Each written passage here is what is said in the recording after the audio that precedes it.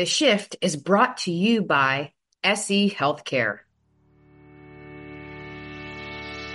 Welcome to The Shift. I'm Dr. Andrea Coyle. Hey, Shifties, welcome back to the next episode of The Shift. I am really excited today. I have an incredible guest here, Dr. Vicki Good. I'm going to let Dr. Good tell you a little bit about her career, but I just want to remind everyone, in case you're new to The Shift, just remember that your shift makes a difference. And that's really the genesis of this podcast.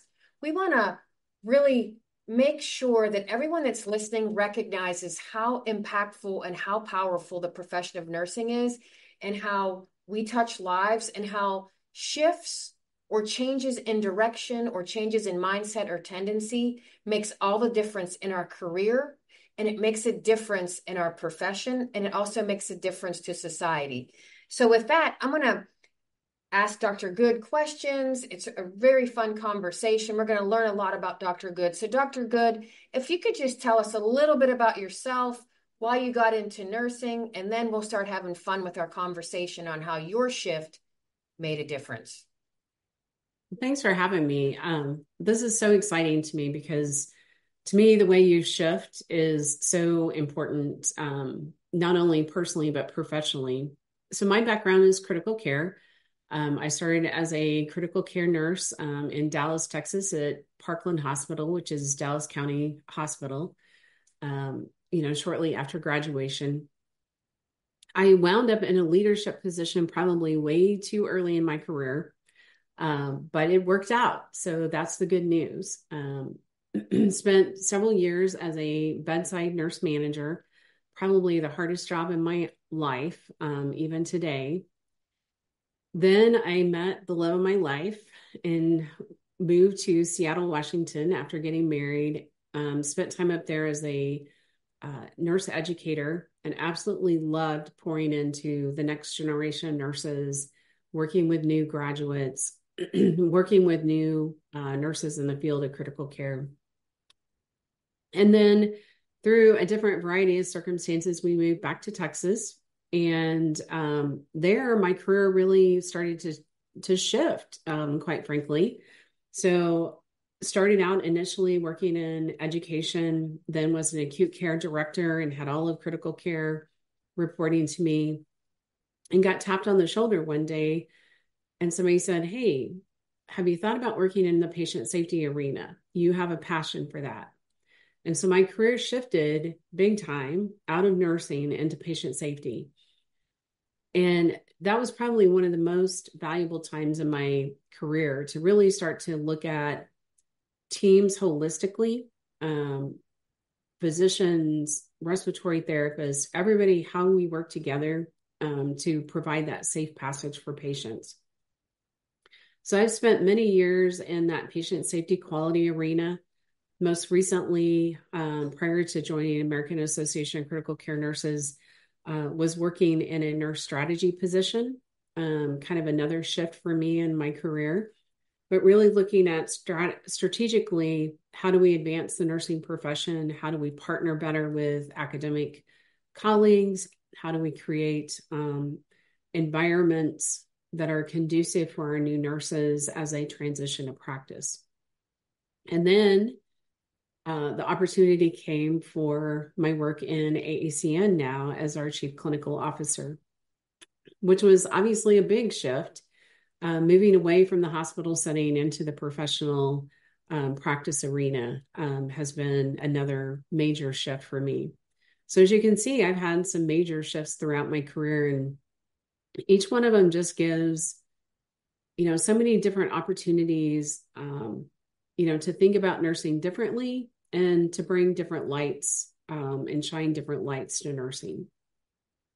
Wow.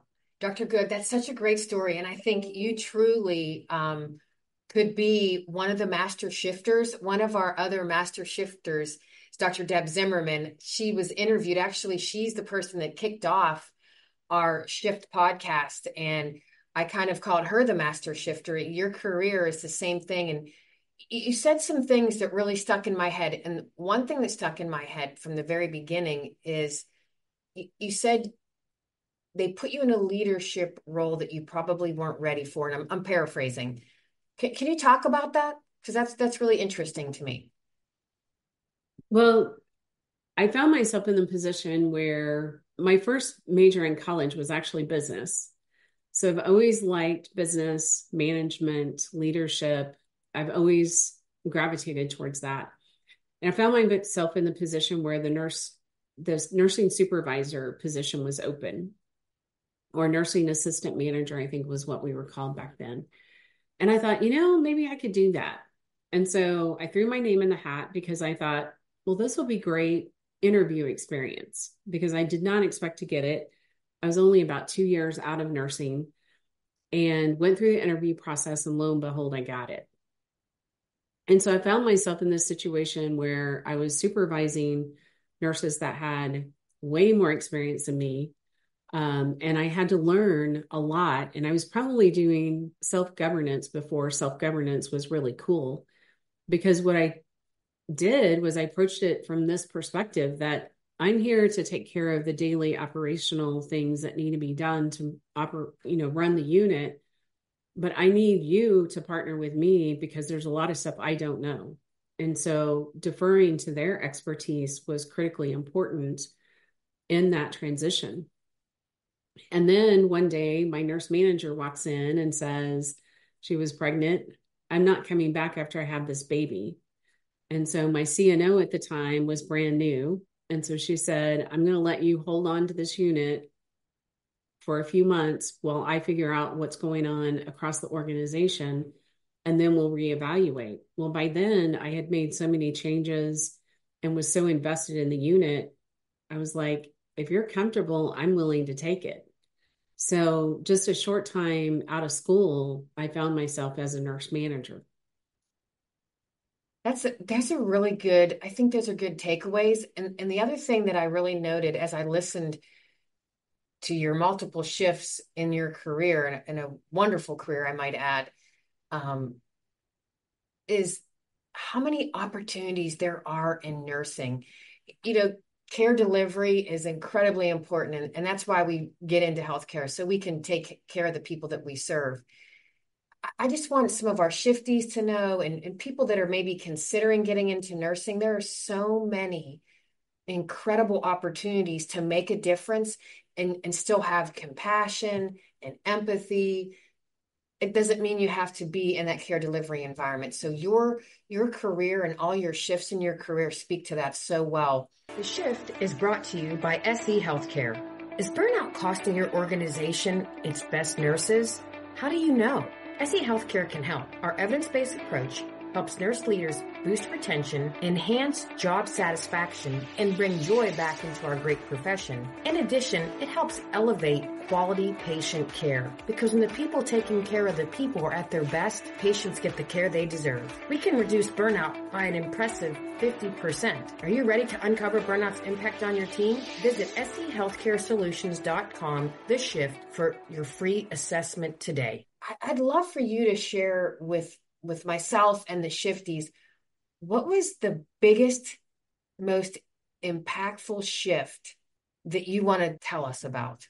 I think the biggest impactful shift that I made was when I realized that no matter what I did for my day-to-day job, that connecting to my professional organization was critically important, no matter what I did. And so when I was in, it was actually when I was in Seattle, a great mentor of mine, unfortunately, she's passed away. I was working with her and I said something about, I wish I could do, and I don't remember what it was now, XYZ. And she said, what do you mean? You can do anything you set your mind to doing. And here's how you get it done. And so she connected me at that point to AACN. And I've really considered, no matter what shift I've taken in my career, AACN to be my professional home. And, what I found there was I found people I could connect to. I found mentors. And I also found a way to use my voice. So whether it was just at my local chapter, my local environment, at my hospital, it provided me that voice that I needed to get things done. It provided me expertise. So the resources that I needed to get my job done. And then one day, the call for nominations for governance came out for the board. And I thought, that'd be really cool. And I had gone to the national convention and stuff like that. And I'd seen the president, I'd seen the board up on stage. And I thought, yeah, I could never do that. And then I thought, well, why not? Again, why don't I just throw my name in the hat and see what happens? Who knows what'll happen? And so I threw my name in the hat, and lo and behold, I did get on the board. And then, 3-4 years later, it was time to elect the next, president for the organization. Again, I threw my name in the hat. And, that was going to be a huge shift for me to be on this like national stage representing nursing. I kept looking at it going, who wants to hear from this little, educator / quality patient safety nurse from the Midwest? How is that going to fare? And next thing I knew, I was AACN's president. So to me, that's been my biggest shift is how do I remain grounded with my professional organization? And, I belong to multiple, and each one has a different purpose and meaning for me. I think there's always one that you tend to favor as you go through your career. But like I said, I'm a member of several at this point. So, Dr. Good, tell for our listeners who do not currently belong to a professional organization and who are considering, can you walk them through some steps to take so they can belong to a professional organization? It doesn't have to be AACN, but how do nurses go about doing that? Because I remember early in my career, sadly, we didn't talk about it enough. Now that I'm older and more mature into my year, I've been a nurse now for 30 years, and I am a member of AACN. I was a critical care nurse. What do people need to know? I think the biggest thing is go out and search their websites and, know what you need and see what they deliver and find the best match for you.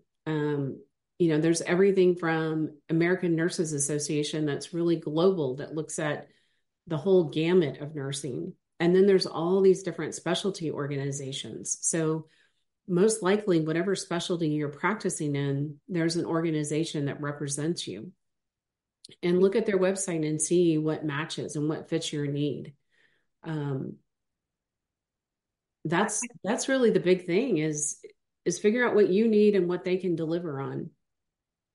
I like that. And I like this is what I think I kind of took away from that is your professional organization becomes your professional community. And you can be in a couple different communities. You can be in ANA, AONL, and still be AACN.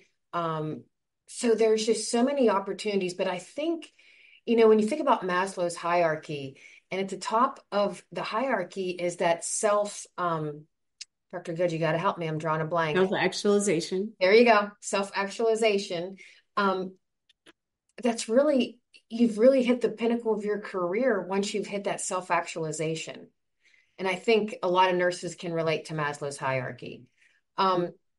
If we could together, and I'll let you lead this, if you can share 3 key takeaways that you want aspiring nurses, new nurses, experienced nurses to know, what would you share with them as it relates to a professional organization? I'd say number 1, get involved, because we need everyone's voice at the table now more than ever. How do we make sure that the voice of nursing is heard? I was just talking with a colleague earlier today about, chief wellness officers. Sadly, chief wellness officers exist, but unfortunately, they're all physicians.